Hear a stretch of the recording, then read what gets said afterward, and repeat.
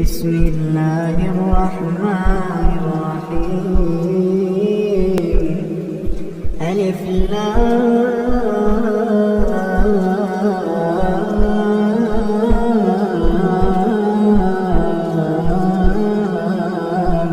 ميم. الله لا إله إلا هو الحي القيوم. نزل عليك الكتاب بالحق مصدقا لما بين يديه وأنزل التوراة والإنجيل من قبل هدى للناس وأنزل الفرقان.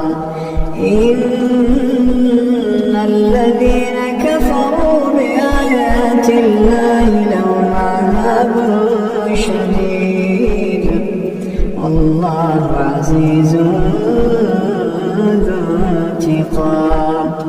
إن الله لا يخفى عليه شيء في الأرض ولا في السماء.